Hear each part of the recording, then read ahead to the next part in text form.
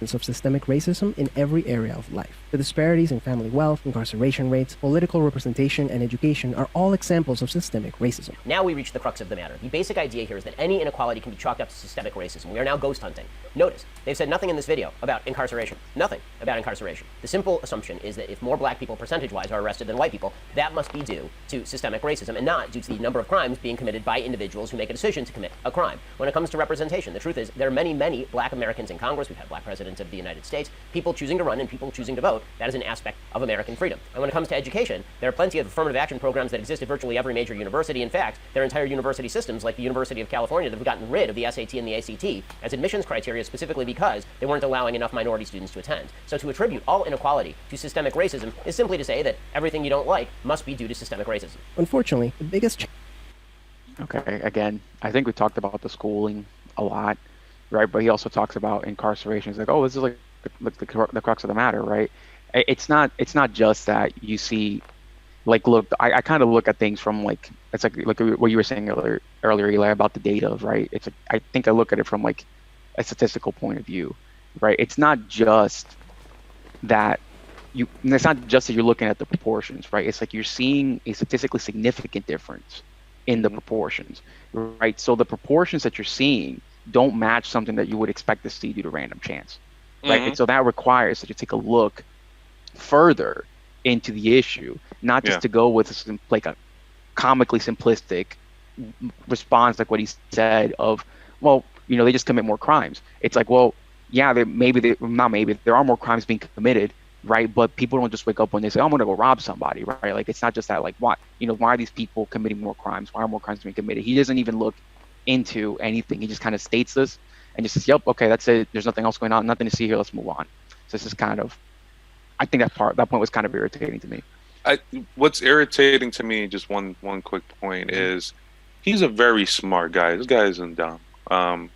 And I feel like a lot of times he simplifies the other side's argument in order to give like a good answer. And I'm like, don't have people, if you don't want people to straw man you, don't straw man other people. Look at their actual answer. It's very complex. So of course the black community now commits more crime per capita than the white community. This is borne out in the data. This is easy to see.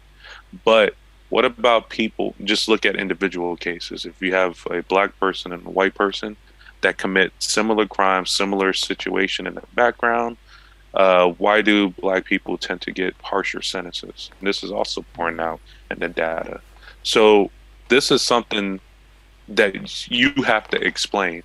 And if we have this in the data, we have to correct it, because it makes no sense that because of someone's skin color, if you look at their backgrounds, if they're exactly the same, why do they have different outcomes? We shouldn't like that answer, because we as Americans view race, or we should view race as, who cares? Like, you're black, you're white, who cares, right? But the data shows that we, for some reason, do care. So we have to fix the problem, okay? Because we all agree that it's a problem. We have to fix it, okay?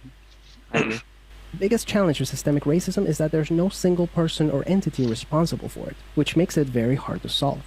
So what can you do? The first thing you can do is work towards becoming more aware of your own implicit biases. We should always, as decent people, be re-examining our own biases and trying to wipe out bad thoughts we may be having about other people. But the idea that something as vague as you had a bad thought about a group is now responsible for the income inequality between black and white is sort of an absurd contention in the absence of any available evidence. What are some prejudices that you might hold that you're not aware of? Second, let's acknowledge that the consequences of slavery and Jim Crow laws are still affecting access to opportunity today. It is certainly plausible that slavery and Jim Crow have affected how people's paths have gone in life and the circumstances of their birth. But the question is, how much? If we are going to change policy, and if we are going to effectuate change, shouldn't we be focused more on what are the bad policies today that specifically are keeping people down, and what behaviors can we change today to make our opportunities better, rather than focusing in on slavery or Jim Crow? The fact is that even if you buy into the entire narrative of systemic racism promoted by this video, it changes nothing, and the video is even acknowledging as much. As a result, okay, he starts off by saying certainly plausible, right? So I think I think this is like, so it's such like an ignorant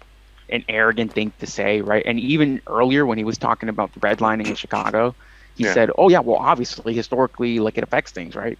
So it's, again, you kind of see this like flip-flopping point of view. And I agree with the fact that we obviously have to focus like on policy. It's like, obviously, yeah, these things happen, these things are awful, right? But the reason why we talk about it is because they have like some effect today, and they, to one extent or another, these things had some influence into the current situation of why things are now. Now, obviously, we have to move on and we have to fix it.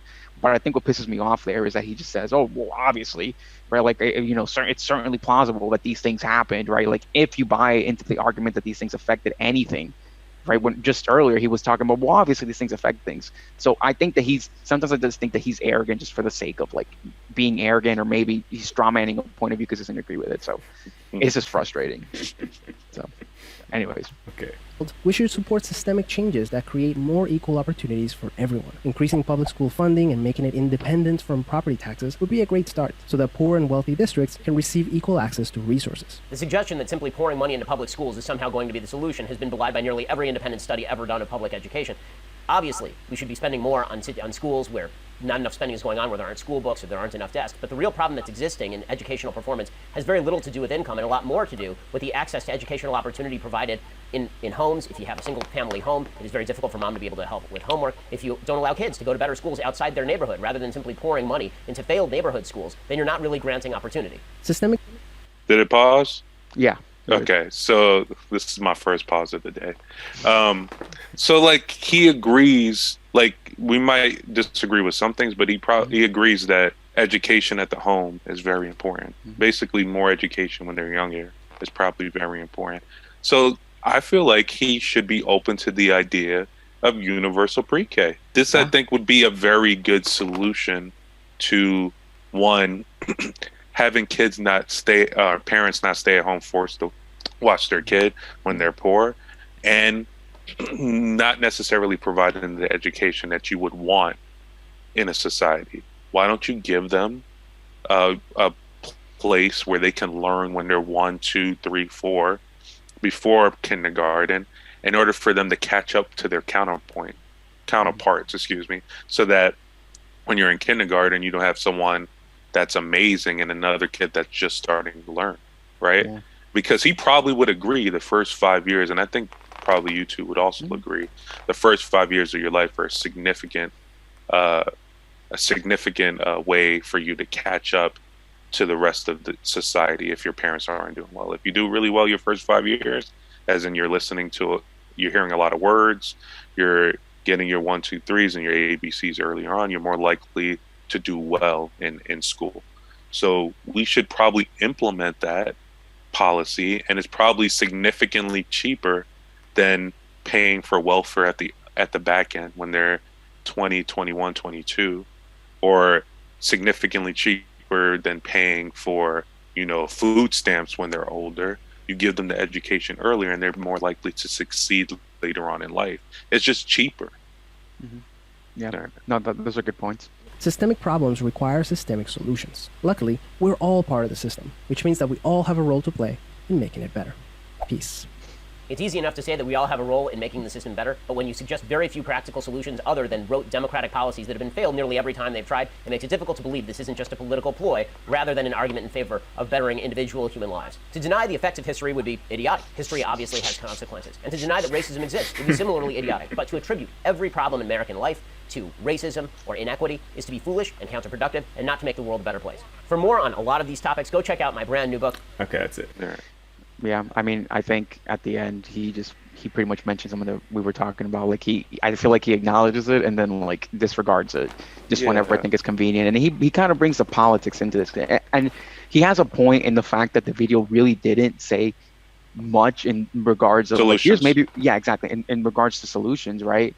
I think he immediately goes, and I wasn't even thinking of talking about politics. It just blames it all. It's like, oh, it's all like the Democrats' fault. Like I don't think that's exactly the case. I mean, we've had a lot of Democratic and Republican presidents come through, right, and just not really do much. Like they both kind of believe the same thing, really, if you take a look at it. But I disagree with that point. But they're both garbage. They're both garbage. Okay, both? Fair. Who is both? Democratic and Republicans. Yeah, the presidents that come in, they're both garbage. Yeah. Okay. Yeah. So again, I just think that. I don't know. I feel like he oversimplifies some things and just, then uses that same argument like later on. I don't know. I think in general he just he sounds like he's just tired of hearing that everything that his advantages is because he's white, and everything the disadvantages of a black person is because they're black. I think that's the general thing a lot of people like him are pissed off about, and so when a video like this comes out, they want to, you know, attack it and debunk it because it annoys them. I also think that, right, like, I mean, I think people sometimes have to disassociate that fact of like, look, just because, like, no one's trying to take anything away from you, right? Like, no one's trying to take anything away from Ben Shapiro and the fact that he's successful, right? He's a successful individual. We're watching him right now, right? It's like no one's taking anything like away from you, but, you know, at the same time, it's like, just take a look at like all these other things that are going on, right? And then don't just completely like willfully ignore them.